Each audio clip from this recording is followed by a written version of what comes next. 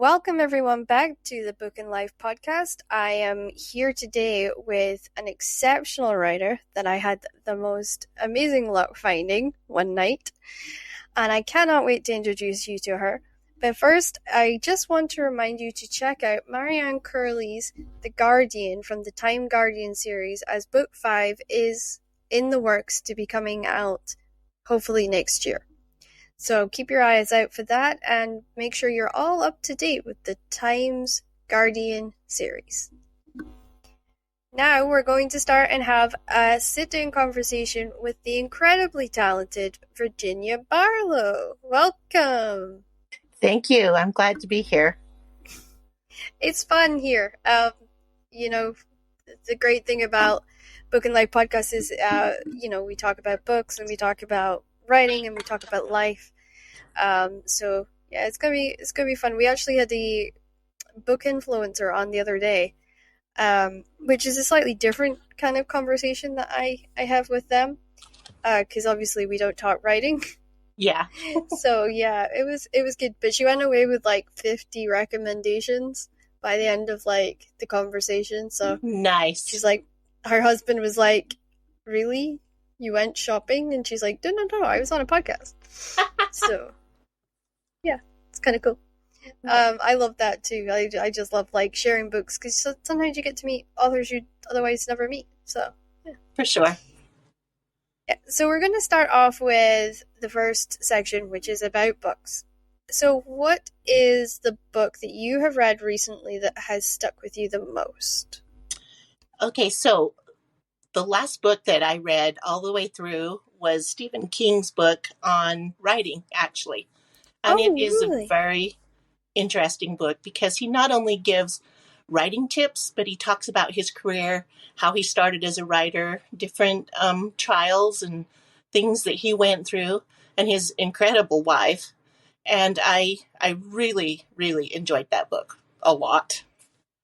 Yeah, and I can imagine like his mind is so unique with what the ideas and the stories that he comes out with, that it would just be an amazing adventure into his mind and seeing how it works, and would really be great for any writer, I think, to assist us in our journey, so to speak.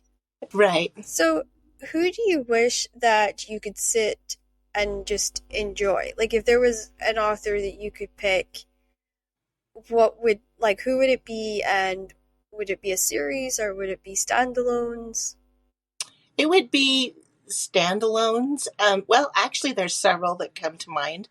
I would enjoy a sit down with, I hope I say her name right, J.K. Rowling, Harry Potter. You did? Author. Yeah, you did. That would be heaven. I would thoroughly enjoy that. And that series, obviously. And then I think I would enjoy a sit down with Barbara Cartland, who's no longer alive, I believe. Yeah. So yeah, because I always say Catherine Cookson for me, because when I got into her, it was like I had just discovered her books, and then I found out she passed away. Oh. And I loved her books because she wrote exactly as she would talk. So you would get like the dialects of the different places she'd stayed. And because she'd actually spent most of her life as working in the big houses, as they would say, she was a cleaner, and then she was a maid, and then she was a lady's maid. It, to her, was just an outlet for all these stories and all these sort of things that she witnessed. And the fact she never had kids of her own, and her husband ended up living in a place called Hamilton. Oh yeah. It was so good for her because she actually wrote right up to the day she passed. She finished her last ever novel on the day she passed. Oh, for heaven's sake. She couldn't type anymore, so she was just dictating into a voice recorder, and somebody was typing up her stories. And I just think, wow, to go out at 90 as a dame, right, by the Queen, it's like, yeah, like how that journey's got to be amazing. Right. So I always pick her. But for living, I always say that I want to sit down with like Kelly Armstrong or Shirley Cannon, which I'm actually getting to do through this show, because Nice. if you guys will all know by the time this podcast comes out, we'll have already had Shirley Cannon on the week before.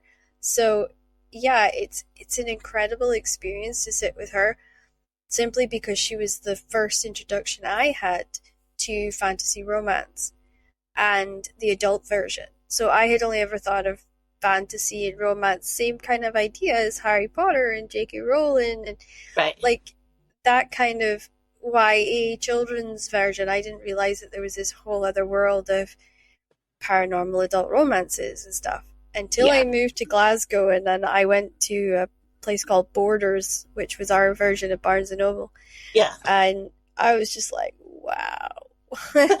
My eyes just got opened. I found her and Christine Freeham, and that was me.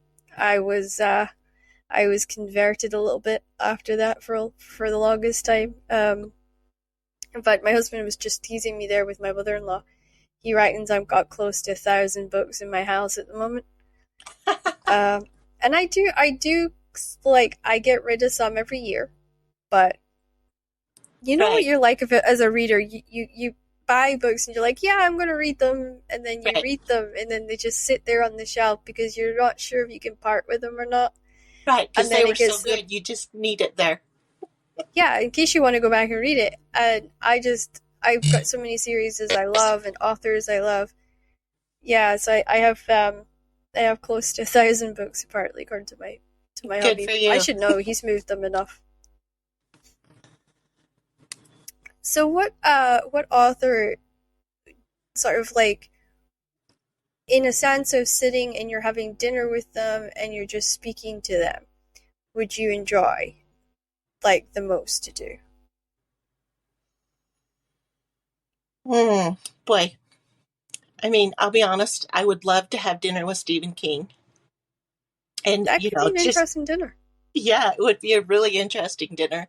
I would also enjoy having dinner with Judy Devereaux, um, Julie Yeah. Garwood. These are some of my favorite authors. Also, um, yeah, let's just stick with those. Well, once again, It could be a nice big round table with lots yes, of them. Yeah. yes, I think that's like what kind of draws me towards doing the romance cruise. When you go for a cruise, around the Caribbean, but you're on board with all these romance writers, and you get to sit at a new dinner. Every night you're with a new author at the dinner table, and I was just like, oh, the conversations I could have. yes, yes, Yes, I would be well known. I'd be one of the well known guests by the time I left. My yes, husband's like, I wouldn't go with you. It's a floating prison. Nope, not happening. right. So I'd be on But my own. But I watched there used to be a book convention in Ireland at the Titanic Centre, and it's our version of the Romantic Times convention. So ah, it's like red carpet, and they take your picture, and they live stream it, right? wow, Well, they put it on the television in Ireland, and it's just the most amazing experience. And I never got to go, and then COVID hit, and it hasn't seemed to come back yet. aw, So I'm a bit like sad, but you can just imagine having all those parties on the Titanic, like they've recreated it. It must be amazing. You sounds thinking about marvelous. it? Yeah, and I'm like that's a convention if you think on it. Like, yeah, and it's really awesome because they have tables for authors to sign throughout the ship, and they group them together. So there's like four together or six together, and they kind of like spread it all out. But they keep everybody in their genre sections. That's where I would fall flat because I write romance, but I love all the paranormal romance Right, writers. So I'd be, or all like the cowboy romance writers. I would so not end up in either situation. I would be sitting there like, I want to be over on the other side. right. I'd probably spend a fortune in books actually thinking about it coming back. But yeah. Is Wow. there like a convention that you are dying to see and that you're dying to go to? I haven't really looked at them a lot since COVID. I've mostly been here busy. But it Yeah. definitely sounds like I need to check them out and do some traveling. Those ones you're talking about sound wonderful. Yeah, and it's like we have writers' retreats here now, which have finally just started to kind of happen again. So there's one in Ireland coming up, and it is literally you just get absorbed by Ireland for Yeah. like 7 days. And there's workshops and there's breakfasts and there's walks and yeah, I'd love to go to that retreat, but that's so expensive Is for me to is get to Ireland. Yeah. who's uh who's putting on that retreat? Oh, I don't remember off the top of my hand, but I do believe it's like an Irish writing group that's over there that does it every year. So I know Wild Rose Press is going Press. to be there this year. Yes, they are. Yeah, so I must admit, I was like, I said to the owner, I was like, you should come over and I'll show you Stirling and parts of like Scotland you wouldn't otherwise see. And she got really excited about that. I was like, yeah, you can go to Stirling Castle and see where the Queen of Scotland was and the King of Scotland was, and we can tell you a little bit about some of the betrayals and the running around the corridors and hidden passages and all sorts. Nice. So yeah, yeah, I love being around history when I write. That I'm so lucky to have grown up in Scotland and particularly to grow up in Shetland where the Viking culture is so thick Yes. that it is almost impossible to ignore it. And it just seeps in and it just helps with that kind of if you're doing a period drama or you're doing like a historical romance, you just seep into it and Right. it just takes you away. I love it. I Yeah. love writing around that. Yes. So is there an author past and present who's influenced, inspired, and made you excited about books? And you don't have to pick one. You could pick a few if you want. Yes. Actually, my I guess you could say my writing career sort of started, and Barbara Cartland once again. She was the first romance novels I ever picked up, and I, snuck them from my mom's room to read them, I and wonder how that's many how of it us actually started. started that way. Yes, and I loved them. I loved them. I could read really fast. I'd sneak them out, read them, and ditch them back where she had them. You know, so a lot of See, I influence wasn't there. as quick. I got caught with Mills and Boone a couple of times, and my mom's like, "You can't be reading this." She would Yes, lift them off me and stuff. yeah, So I had to get really, really sneaky about how I hit them when I was reading them and stuff. But right, I had dyslexia, so it took me longer to read. However, it took her longer to realize the book was gone over time yeah, because I knew where she hid them. yes, Oh, it's fun because like I look back on it and I think there's gotta be like most of us have started off by sneaking our sneaking mother's books of books, romance away. Yeah, that we maybe shouldn't have been reading. right, Um, but yeah, I loved it. And then what my nan did, my grandmother did when she found out that I was a romance reader and I loved romance novels, is she took me every summer to the library and she'd say, right, you've got to take 8 books. And I used to panic with this because I was like, oh no, oh no. And she's like, you got to read all 8 and take them back on time. oh, That was and it kept me busy during the summer because I was so worried about not finishing them on time or right, having to go back and get them restamped. Like I would get paranoid and I would say, right now, no, I got to walk around to get them restamped. And she right, would be like, that's good. And I would walk away and stuff. But she was really one of these like people that tried to instill ladylike behaviors in me. So I had to learn cross stitch and knitting uh, and all that kind of stuff. But I was a total wild child when I wasn't around yes, her. To the point, my mom, she honestly has snow white hair. If she didn't dye her hair, she'd be Snow White by now. Because I was a tearaway yeah, teenager. She says I still am. I'm 33 years old. I'm like, no, it takes too much energy to be a tearaway now. yes, Nice. So yeah, we have those giggles as I put it. So yeah. Um. So what was I gonna say? That can show you how good my day's going. What time would you go back to visit? Like, is there a time and a place that you would just absolutely love to visit? I think I'm going to say the 1600s, and I would pick Ireland for Oh, that. okay. I think that would be such an amazing time through then But to would you go visit. back as a writer? I'm sorry, I didn't hear what you said. Would you go back as a writer so like you can uh you can go back with like one sliver of knowledge, either the modern world or how to be a really good writer? Which like that's always like the little fun thing I like to throw out. Would Wow, you that's a dilemma. Um, I would go with how to be a really good writer and go back. I must admit so would I. I wouldn't want to remember modern times, to be honest, because I think it would ruin the experience of being back in time. Right, Um for me, I'd like to kind of go back in time to when like the land was open and you could ride around and um I'm talking about, in America where you could go and you right, could ride and there was no fences and land wasn't divided up and you could stake your claim and right. live off the land that kind of way. I would adore that. Um but then I'm a hunting, horse riding kind of girl, so I Yes. think that would play into it a lot. And I also really wanted to see the prairies. When I Oh, visited LA, that was my best experience. I Best trips hand down I've ever been on. I fell in love with LA. I had a lot of friends over there.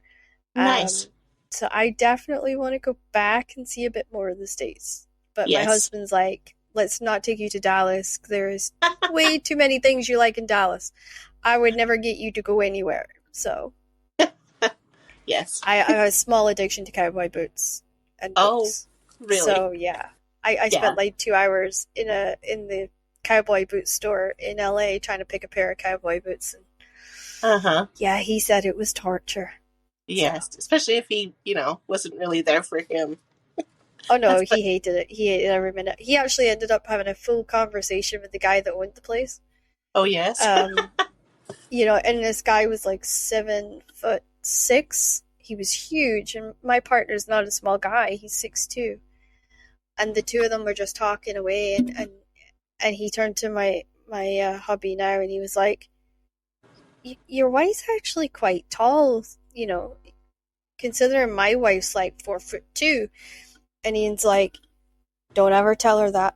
He says, "I'll never get her to never come back to the shop again if you tell her that." So he waited till I came to the desk, and he's like, "You're really tall and beautiful." And I'm like, "Oh, thank you." And he's like, "Oh, shoot.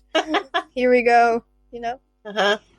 This is a tougher question. Have you ever picked up a book and then wished you had never read it? And why? Yes. Um, The Scarlet Letter. I started to read that book and I just didn't like it. I didn't like, I guess, the whole idea of it, although I don't know. I didn't like the idea of putting a letter on saying, "Oh, hey, I'm an adulteress," and then having to Yeah. wear that around. That was so I didn't finish reading it. I did watch the show later because I was a little bit curious, but I didn't like that story at all. I must admit, I've not read it yet. However, I'm curious about reading it. And it's been one of the ones I have, like, I always try and make myself read one classic novel a year. Uh-huh.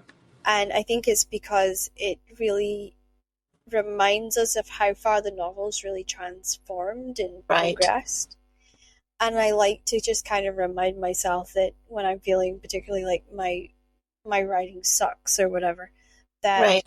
you know how far we've come as writers, and to almost like appreciate the journey. So yeah, I must admit it's on my to read list, but yeah, I had the same reservations of whether I was going to like it, whether I was going to hate it, and things like that. But I love Leslie Pierce because she actually asks a lot of really good questions when she writes hers. Her Uh-huh. historical dramas. I read The Gypsy. It was amazing, and it was like about this girl who goes out to New York because both her with her brother because her parents have died, and she's been orphaned, and they have not a penny to their name. And out there, they decide to go to the goldfields, and it's about their journey and the man she meets and marries, and she's like on a journey for self discovery and strength, Okay. and it's so amazing to see like the things she overcomes, and the writing of that was, I reckon, one of the best that I've read outside of Paul Dark or um, Catherine, and I recommend it to everybody just to try it. If you've never tried a Leslie Pierce, that's the one to start with, because Okay, that I'll one, write it down.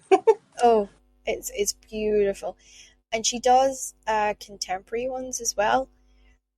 And it's again, it's almost like you're on this journey to find your inner strength and to find out who you are. And it's just the way she does it. I wish I could write the way she does. I really do. Definitely sounds worth checking out. I will write that down and read it. Thank you for that. I am terrible for this because I like introduce people to all these books and then they're like, I spent like then they come back and they tell me how much they spent and I'm like, oh, that little bit of guilt you feel like, Yes. yeah, somebody's gonna have a big library like me too.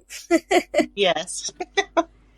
So let's do some talking about your writing and a bit about your career.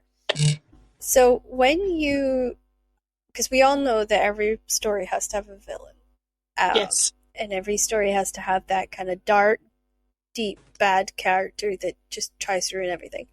How do you go about creating the ones in your stories? And is there one that you would say hasn't left you, is lingering a little bit still, or you wish you could write more of?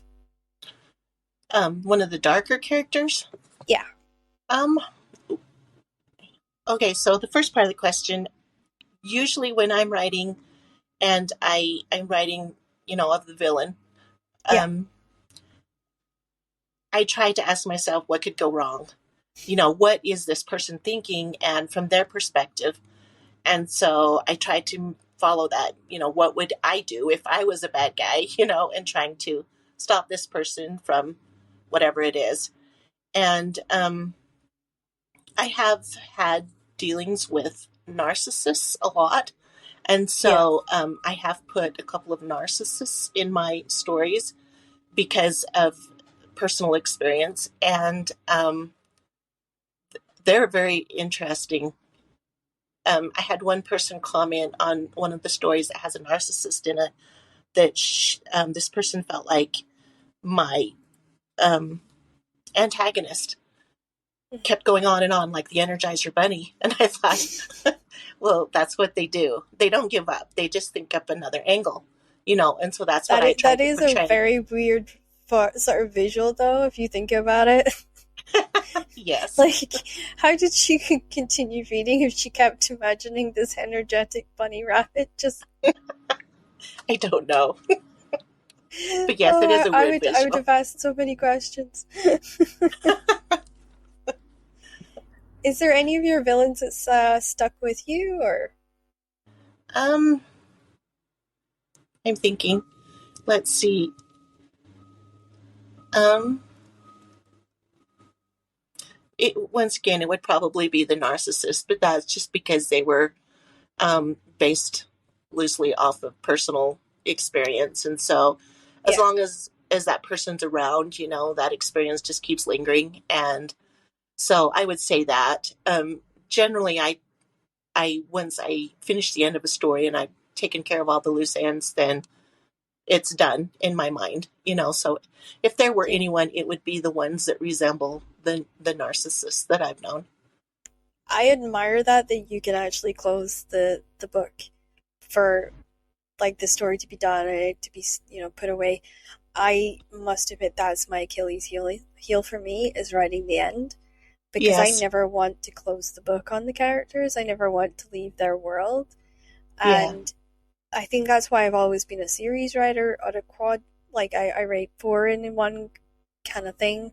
I Uh-huh. very rarely do a standalone because I hate it. I'm like even the standalone I did at the end. There's this scene that's like the brother-in-law comes in, and it's like the little threads that I could like pick up and then go on to write the next book if I wanted Right. to. And I'm terrible for that, and I do it with everything I write. So, um, yeah, I admire people that can close the book and just be like, yeah, this one's done. I'm happy with this one, you know? Yes. I think Sorry, go ahead. I think that's like a dying art form now. Like I think we're seeing more writers that are writing series is because they get so invested with their characters that they don't want the stories to end almost. Right. Would you agree with that from what you've seen as a Y- writer, or do you think Yes, I it's do. been I've a bit seen the a lot same? of series, and I actually do have one that's that same way. I left some little silver threads there, and I really, really fell in love with those characters when I was writing them. That was my second book, A Fallacious Seduction. I loved the characters when I was writing it. That story just wrote itself, and I left little silver threads. My hero has brothers. My protagonist has a best friend. And I know that's a little cliche, but I really want to go write some more about them. And Yeah, and so I if it's a really big world, like if you create an entire universe that you're going into or a world you're going into, I think we because we put so much into that world and we take a lot of our yes, personal experience and put it into that world, it's almost like you're like, oh no, I can't do it. Like you just get you get the next idea for the next book in yes, that world, and it just keeps building like a snowball effect. And I know that's what happened to me when I started writing the Marie's World series. We started off with okay, we'll make it 8 books, and then 8 became 16, and then 16 wow, became 32.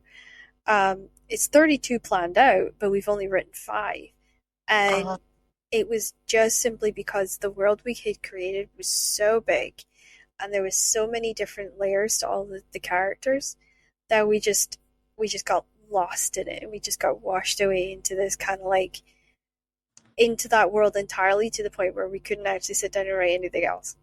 And it was a bit annoying because we just couldn't walk away and write anything else. So um, I love those worlds though. I think they're the yes. best ones to connect to if you're a reader as well. Um, So yeah. So what inspired you to enter into the romance world with your Um, own voice? so we talked about me sneaking my mom's books, and I was just hooked from that minute. When I went to high school, I was delighted to find they had a romance section, and that is all I checked out, like constantly.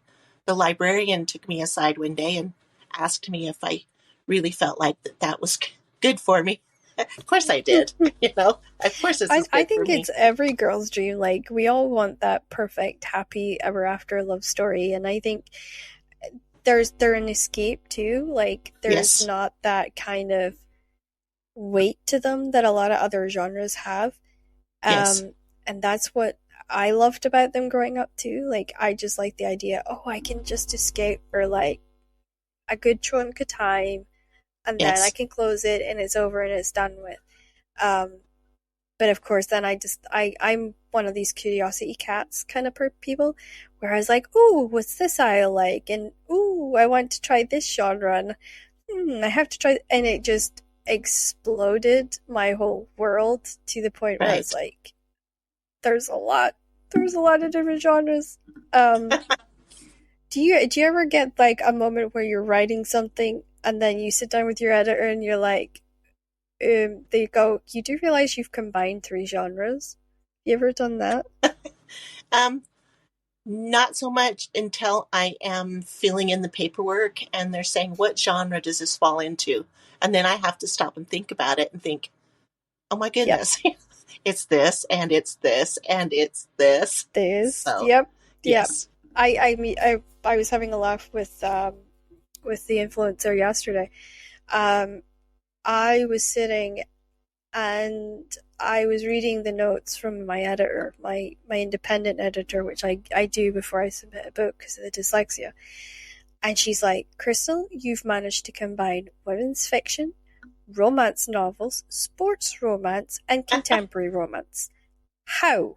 You have to pick one. And I'm like, but I can't pick one. I have to just write what I love. And it Right. like and I'm lucky like because some of the like Rose Wild Rose Press is really great, and I've spent a lot of time talking to them. And I even said to them, I'm like, yeah, when this arrives, it's going to be women's fiction, contemporary romance, and maybe some sports romance. Sorry. And they were like, just finish editing it. It'll be all right. Just it'll Yes. be fine. It'll be fine. And I'm thinking, yeah, yeah. Wait till you read it because I like my backstory. I like all my characters to have backstory, and I don't know if you agree with this, but I think Yes. we connect with people more if we have like a lot of backstory. We can understand why they act the way that they do or why they're running from love.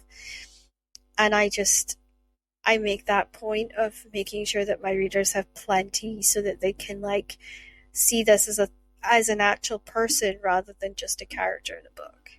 Right. Right. So how do you do that when you're building your backstory? Is it like a notebook kind of style, or do you use dream boards or vision boards or whiteboards? I use the notebook style. I usually write my characters out, write their backstory, um, what their goals are, and so I have a page for each character that I have all listed out. Oh That it wow. helps keep them straight, and as I'm working along. I find like particularly with the descriptions and stuff, like when you're going from one book to the next, you kind of almost have to keep tabs on like that because people don't stay the same all the time. Right. So I almost like to make small adjustments, like they'll cut their hair or they'll dye their hair or they'll, you know, go to the gym and they might drop some weight or they might put a bit of muscle on or do you know what I mean, depending on obviously which storyline I'm writing. And I thought that that was a really good way of moving a series on because it's almost like a time, like a reminder that time moves on. Right. Do you like using that trick too, or is that one that you don't really ever think about too much? I haven't thought about it because I haven't written a series, although that is definitely something we're thinking about. And it makes sense because if I were reading a series and saw they were changing, it would make it more realistic for sure. Because you're right, people are always changing. Yeah, I mean, because I learned so it sounds crazy, but I've been writing for over 10 years. And it wasn't until I started doing the BA honors course in creative writing in English here in the UK with Open University that I was like, oh my gosh, there's so many tricks that like I just wasn't aware of. Like, using people changing their clothes, meal times, changes of season for moving books along and keeping like almost track of how long the story is going on for. And I've started to make sure those are in my books now.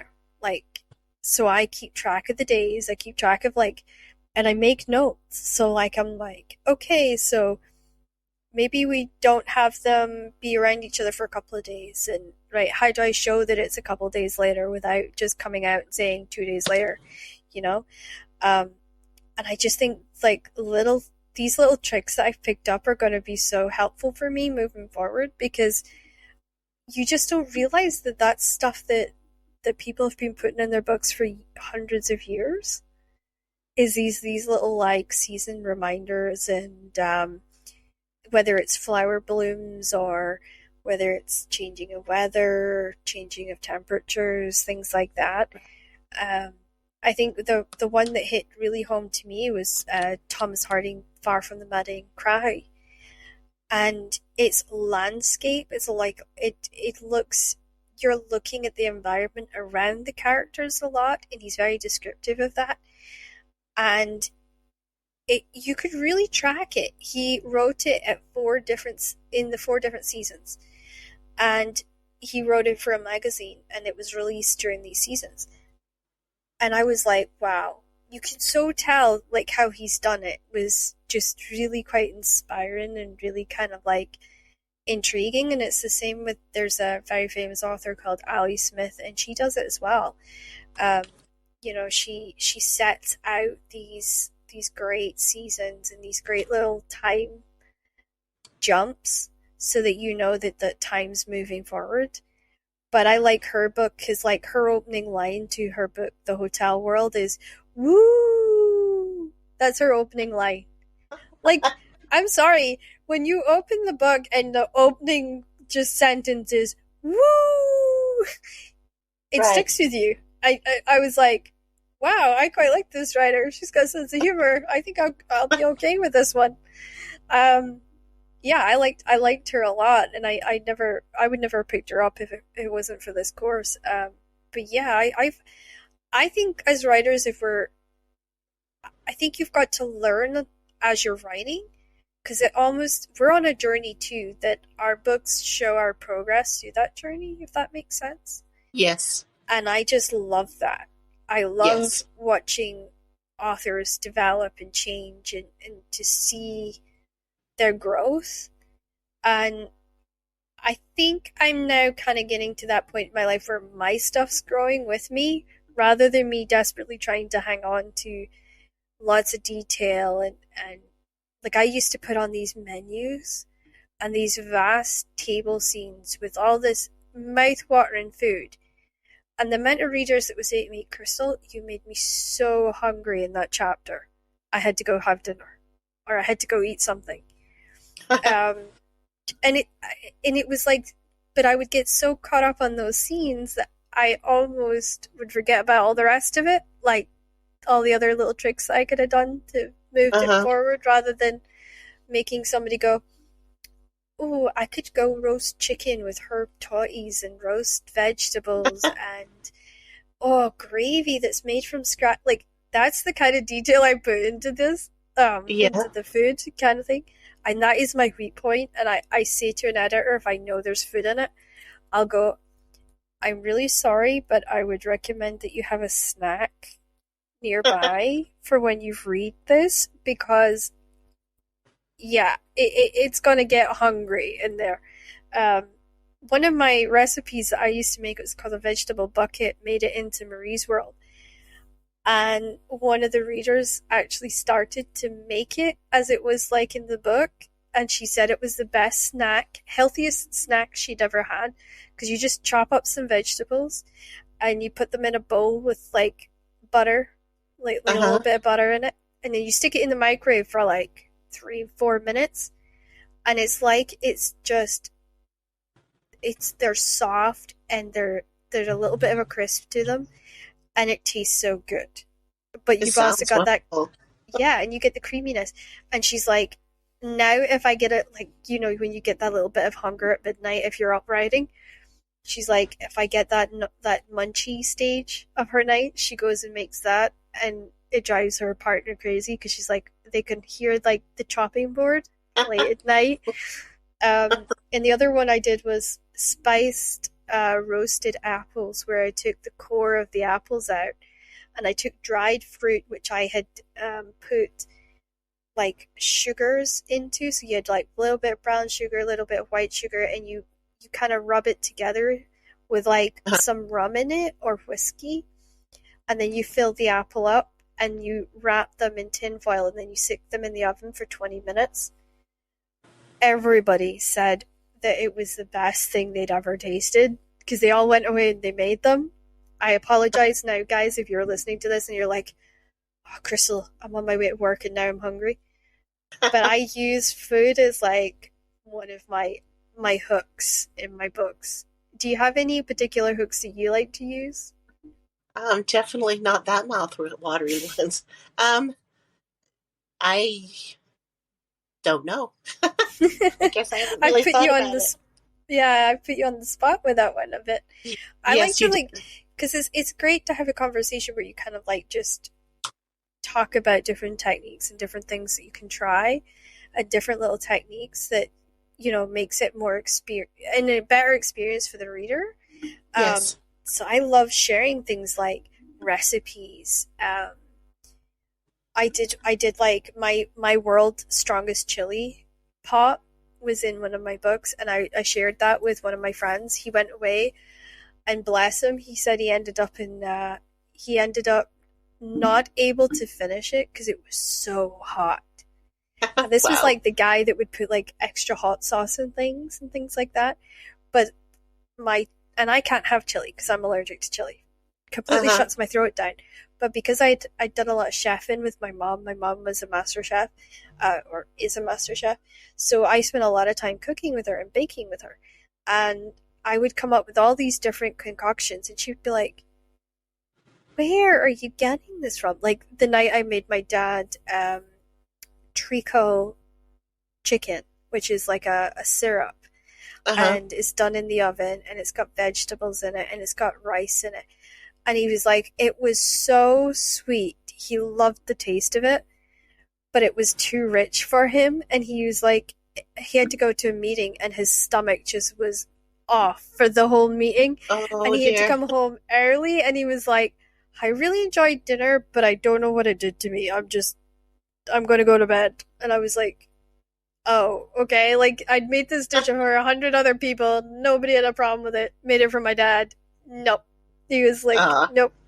And my mom goes, treacle chicken does not sound good. And then she went in, she had a taste of it, and she was like, actually, really nice. You would not think of it.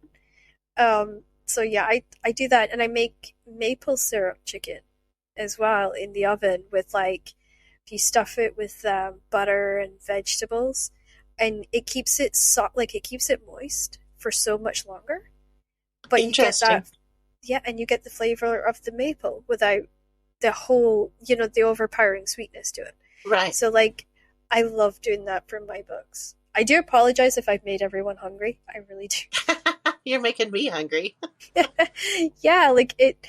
But yeah, like I try and use sort of experiences that I've encountered in my life to add a little bit of realism to the books and maybe a little bit of fun too. So Yes. when you put your books together, is it like a movie or is it like a jigsaw puzzle? It's more like a movie. I can see them, I can hear them, I feel what they're feeling, and it's Yeah. definitely more like a movie. It's so weird. Like I have met people who've said it's a bit like a murder mystery for them, where they get all the pieces of the jigsaw puzzle, but they just have to sit and put it together. I've never been able to figure out how people do that because for me it's the same thing. Like I close my eyes and I walk into this world, Right. and it's like walking down a country lane, and all these little alleyways, like all these little lanes, take me off to a different world, and it's amazing. Like that's how my brain works, and it stores every one of these worlds, so I can go back if I need to. And revisit. Yes. Yeah, and it's like a movie, and I get the popcorn, and I have my ice cream milkshake that I suck on, and I watch it, and then I write it down in bullet points. So I break every chapter down to bullet Uh-huh. points per chapter. See, since I've done that, I don't lose as much Right. because there's nothing worse than if you're mid. You'll probably know this. You're mid flow and somebody interrupts you, Yes. whether it's a telephone call or it's your family or the dogs just peed on the floor. Um, Something always interrupts you at some point, and then you're like, oh no. And then you go and you deal with it, and then you come back and you totally lost your train of thought. And Yes. that was why I did the bullet points, because I'm like, this is the answer. So I highly recommend that to anyone who's Yes. listening who's starting out writing. Bullet point everything. It is such a game changer, and it's such a Yeah. lifesaver. Um, yeah. Is there a character that you've written that you would say has stayed with you the longest? Yes. Actually, Lady Jane Lenwood in The Witch of Rathborn. she stayed with me the longest. Um, I still think about her sometimes. That sounds silly, but I do.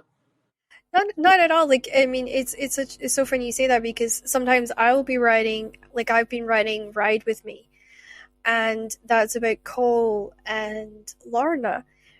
But every so often, I'll get Marie will walk into my brain and be like, "Excuse me, I'm sitting here. Pay attention to," and it just throws me, and then I have to make notes because whatever she said is funny or is like the best comeback I've ever heard, and I'm like, oh, I've got to use that in the next book. I hate Right. like my brain just sometimes though gets like it just doesn't want to let go of something else I've been doing. So, um, Yeah. yeah, I love it when characters visit, and some people think I'm slightly nuts because I'll drift off in a conversation. I'll be looking at someone, but actually I'll be thinking of a story. Of your book. Yeah. Yeah, and I it's get that. yeah, and like, and the amount of family members that say to me, "Earth to Crystal," and I'll be like, "I'm really sorry. I don't know where I went, but it was good." Yes. You almost feel like that need to apologize to. You're like, "Damn, it Yes. was really good wherever the heck I was." Yeah. Yeah, I always have a laugh with myself about that. In fact, my in-laws think I'm slightly crazy, but I suppose that's a That's different okay. story for a different day. Yeah. Is there is there a character you wish that you could have written more of, or you would love to go back and write more of? Probably Lady Jane. That world. I really had a good time with that book. And so I probably would go back and write some more of that world and the characters there. Maybe add a few more in. I think I would really enjoy that. Is there like, but on your sort of into your romance world that you've sort of created for yourself? Is there a type of job that you like the most, or is there a scene like a setting that you tend to drift towards most?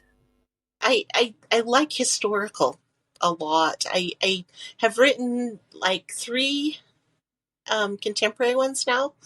Oh, cool. Two of them haven't come out yet, but we're in editing on them. Um, but I really, really like the historicals. And my first couple books were historical. And then with Lady Jane, I kind of dabbled in the paranormal just a little. Yeah. Wilder Bastard was, historical. But then my contemporaries, I am delving more into the paranormal, and it's been really, really fun. So I don't know which direction I'm going now. If I'm going to swing more towards contemporary, I'm going to hang out in the historical, or if I'm going to go more towards paranormal because I've I been in paranormal. and did you enjoy your time in paranormal? Was it I like loved it. You can do so many things.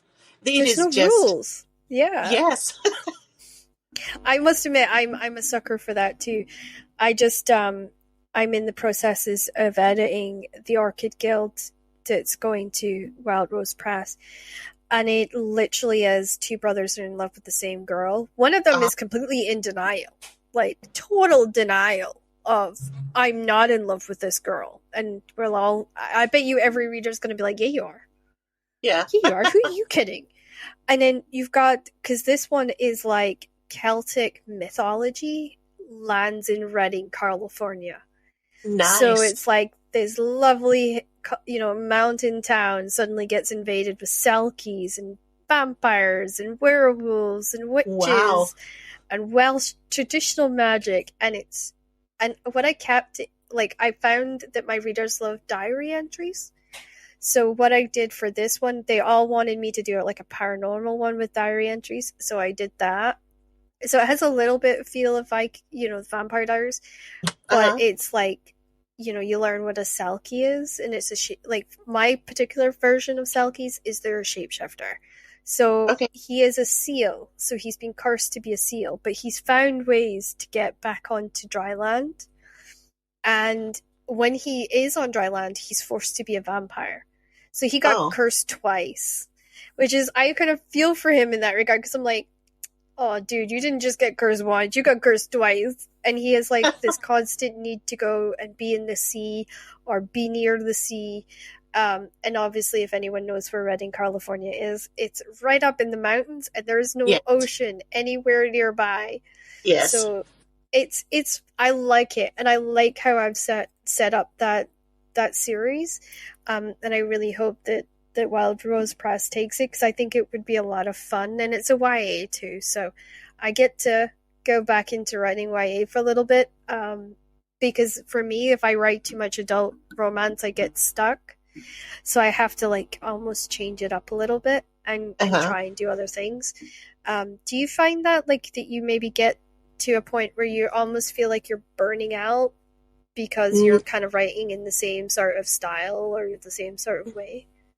um, I haven't yet. I did like we were talking about my historicals, and then I Yeah. stopped and did my cookie story for the Wild Rose Press, which Yeah. contemporary, and it actually felt good. It felt like a dessert, A right? nice, yeah, a nice break. Yeah. Yeah. Yeah, and Yeah, I must admit, I wonder like a lot. I think because I've written so many stories, not all of them have been published, but because I've written so many, I think that I almost kind of wear myself out because I only read that genre while I'm writing that genre. So I think okay, that I may be sick in myself because I'm reading it, writing it, and living it. And yeah, I think you know if you're doing that for like 6 months to a year, you kind of burn yourself out. You got to get to that like point of oh no, oh no. But yeah, no, I always like to ask that one because a lot of authors, you know, some do struggle and some don't. So it's kind of fun to ask that one. What techniques have you found the most helpful in your writing journey in your career, and what ones have you tried and wished you had never ever tried? I read a book on how to write in different writing styles. And so they were talking about the person who likes to organize everything out according to chapter. And then they were also talking about the person that likes to just write. You know, don't pay Yep, attention to punctuation, don't pay attention to spelling, just write, just let it flow. And I tried the let it flow, and it didn't work for me at all. I kept thinking, oh no, wait, I've got to go back and put this in. This happened before this. And wait, this has got to happen, but it's got to happen before here, but after here. And I was completely frustrated until I actually got little index cards and I set them all out and I just wrote chapter, whatever chapter it was at the top. And then I yep, wrote one sentence. This happens in this chapter. And then I organized them all. And it made it so much easier because once my mind had it, okay, this chapter is about this. Then I went mm-hmm. in and, like you would say, bullet points, and it was like that happened, and so it just solved it all for me. All my frustration went away, all my anxiety of wait, I forgot this, wait, I forgot that, and that Yep, really helped. yeah, and I think like you know it's trial and error a lot of the time for you to like discover what works for you, what doesn't work for you. Yeah. Um, and that's what I love. Like I had to try so many different versions. I was the same. I tried writing just jumping in and hoping for the best. And I just didn't I couldn't get to the end.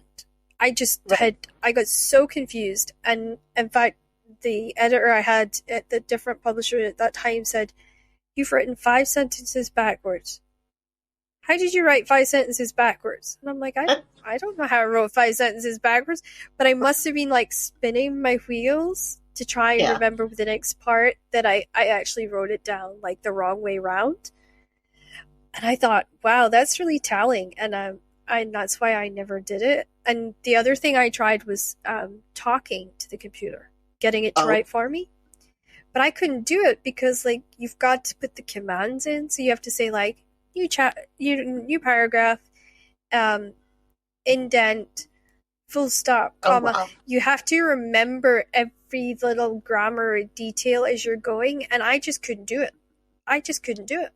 I My brain got so scared that I wasn't putting the right that I wasn't communicating well with the computer that it I just screwed it up. and I was just like, nope, I have to take it back, and I just have to write because I have arthritis in my hands. So I was trying to find ways that if I was Right. having a bad spell, I could keep writing, and I was just shocked. I was just like, why can't I get this to work? It interrupted your movie.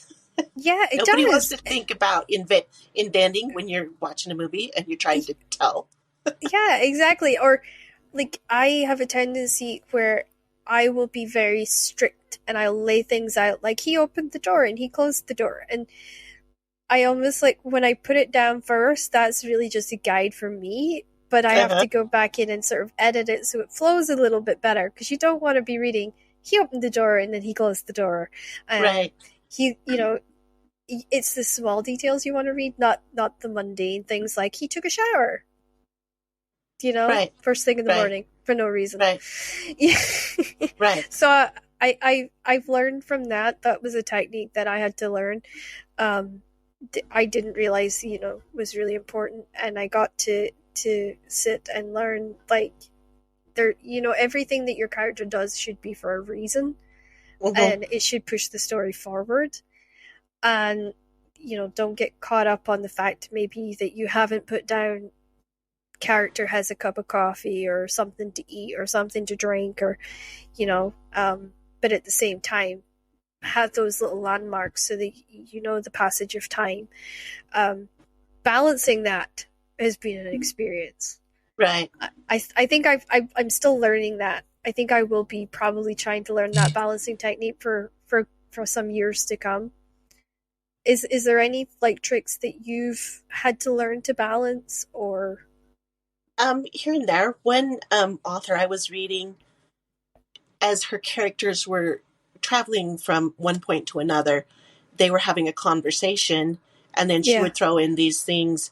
They rounded the corner, or, you know, they stopped at the stoplight. And so you were literally traveling with them in their car as they went, and it was important that they got from here to there and also heard this conversation. And I remember stopping and looking at that and thinking that's so interesting because you're literally riding with them in the car until you get to the other place.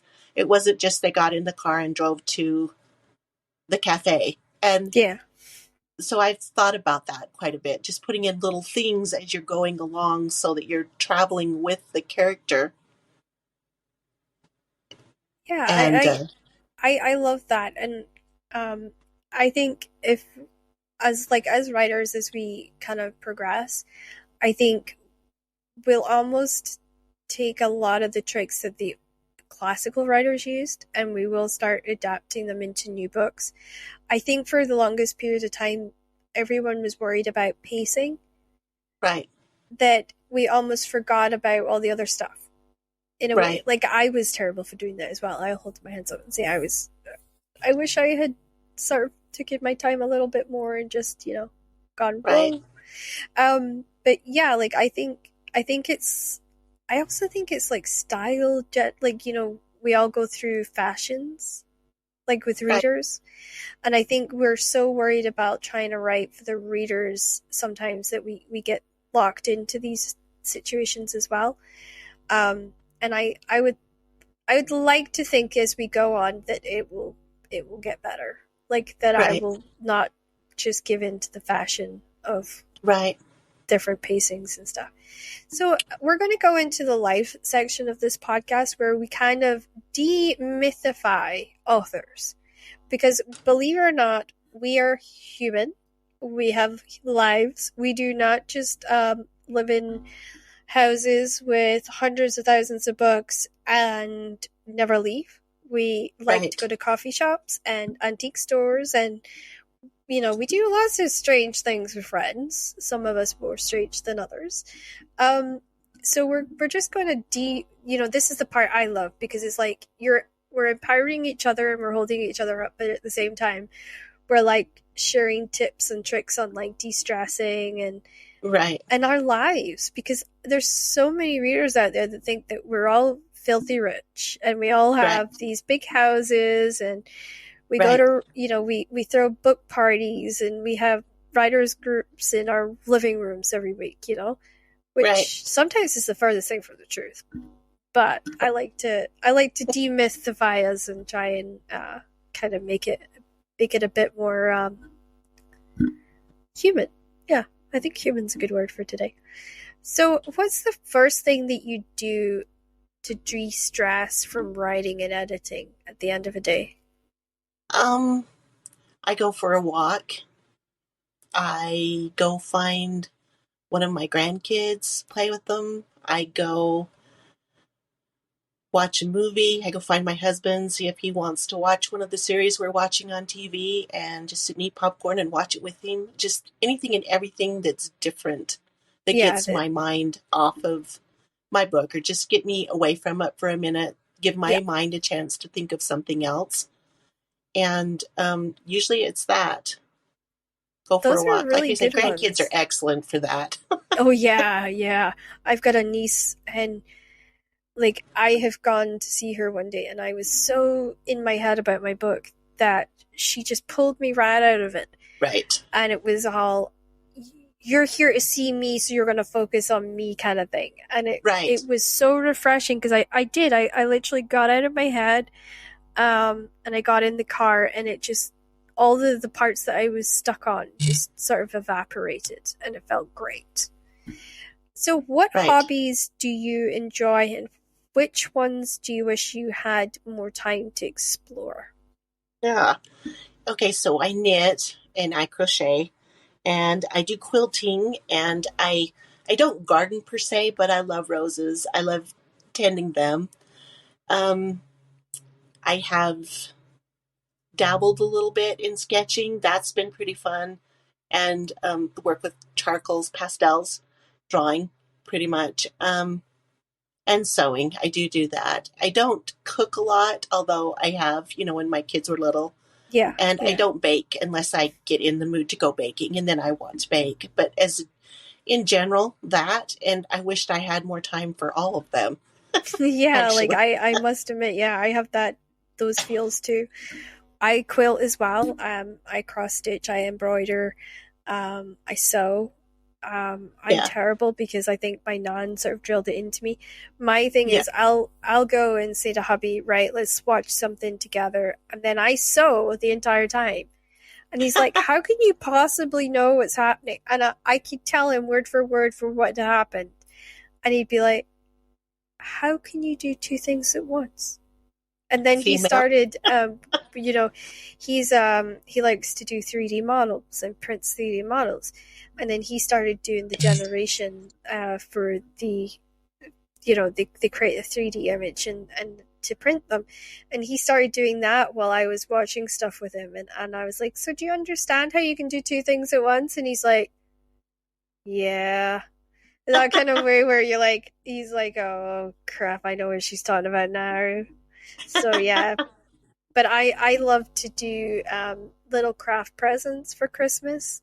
That's my Yeah. little thing that I go in. I do so like you might get a cushion cover one year, or pillow hand embroidered pillowcases the next year, or a quilt or something. Like I love to do that. And when I moved down from Shetland to the mainland, I didn't have a sewing machine until recently. My mother in law bought me a little mini sewing machine so that I could do some quilting on that. Um, Nice. yeah, I've been enjoying it, and I'm really looking forward to seeing how it goes. Um, Right. to be able to like sew my own blankets together and not be like going up to my mother in law's house and saying, could you sew this for me, please? Like, here's the Yeah. wadding, here's like both sides, you just have to sew it together, you know? Right. I used to send it up to my mom. That was my other thing. I would be like, Mom, I've done all the hard work on it. All you got to do is sew it together. Here's the wadding, here's everything. And she would just sigh because she works in a care home, so she doesn't get a lot of free time. And she would just sigh at me and be like, fine, like, so now I don't have an excuse. I can't just like put everything into a bag and then walk across the road and be like, here, please. So yeah, I'm getting back into the swing of things. But for the quilting side of things, because for so long I've just not done it. So it's Right. I've really enjoyed getting back into it. it's amazing how many of us actually do sew and quilt and Right. stuff. I think it must Right. play into our creativity. Is Right. there more crafts that you would like to try or haven't tried and you want to do that might clear your mind or just give you like time away from the book? I think if I had access to a painting instructor, I would like to Oh, yeah. check That, that out, try my hand at it, see how good I am or not, you know. I think that would be fun. as the case may Um, be, as I always say. yeah.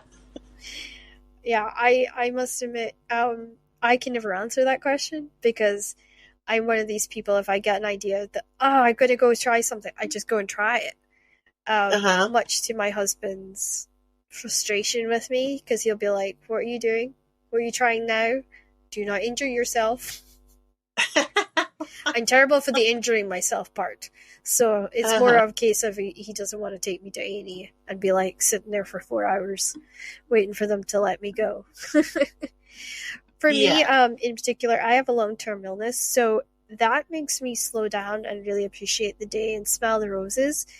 What is the one thing that kind of like slows you down and just eases you through your day? Two things.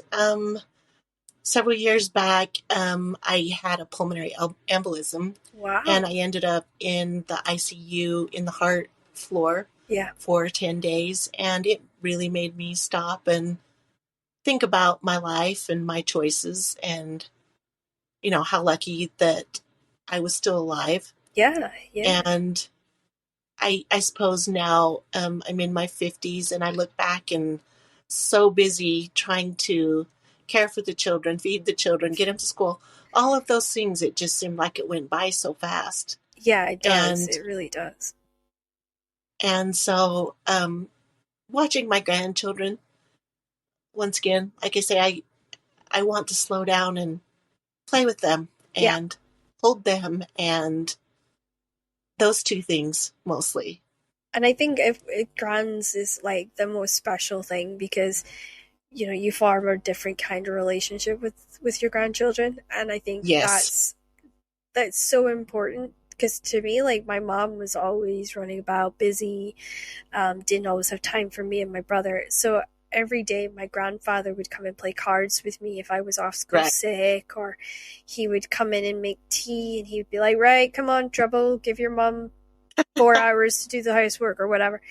And it was great because I had such a close bond with them in the end. And they taught me so much. Like I would Right. never have been a writer if it wasn't for the two of them because they just had this way of reaching in and being like, I'm going to inspire you to follow your dreams because that's the kind of person you are. You're too driven to stay here and just Right. do the norm. Um, so my gran always expected really big things of me. I don't know if she actually realized just quite how big a thing she was going to get from me, but yeah, like my grandfather was a painter, and he was somebody that just couldn't sit still, and he had polio when he was really young, so he had one leg shorter than the other. Not that you would ever be able to Uh-huh. tell looking at him.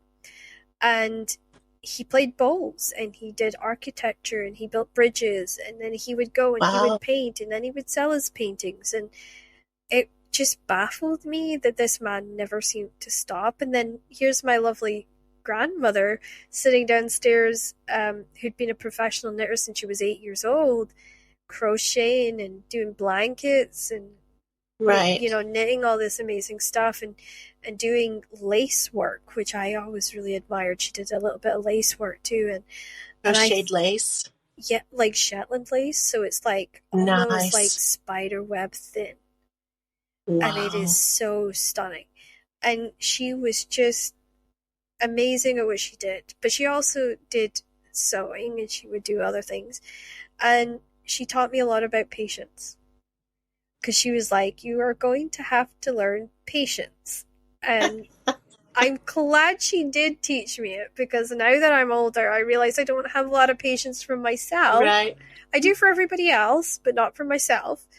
Um, yeah, and so I look at like the pandemic the last year, the last 2 years, I should say.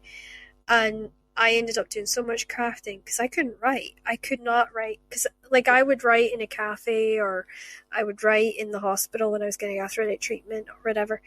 And I found with the pandemic, I just couldn't do it. I got like this wall went up, and so I crafted, and I was grateful for her patience then because I did a lot of paint by numbers and diamond painting and stuff. Yeah.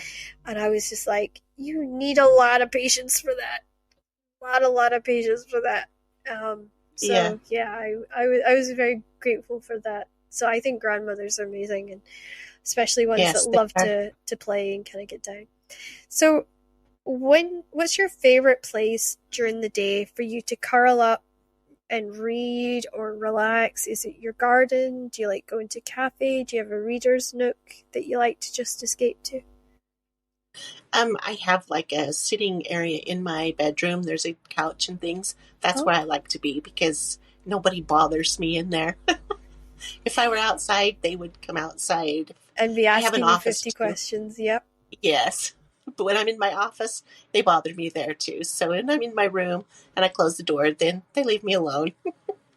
Yeah, I So mean, that's where I go. I love to curl up. We have a beautiful garden down by a burn here in Scotland. And Uh when huh. it's actually nice and it's not blowing a gale and it's not raining like a monsoon, I will go out and I will sit outside and I'll try and read. But I have not had luck this last couple of years because it's either been heat wave so that Right. I can't sit outside, or it's been monsoon weather and freezing cold, and by the time you've been out there for 2 minutes, you're like chattering and Right. your teeth are chattering, and oh, so I love conservatories. I used to love my aunt's conservatory. I used to sit there and read during the summers, and I love to read in the car. I love reading in the car. It's a really bad habit of mine because I will dive into a book and my hubby will just be like, I'm a taxi driver. He's like, I'm driving you somewhere and you're totally in your book. So, it's a good balance. I don't annoy him if I've got a book. So sometimes if we're waiting around, he'll just hand me my book as if to say, please be quiet and read your book. Yeah.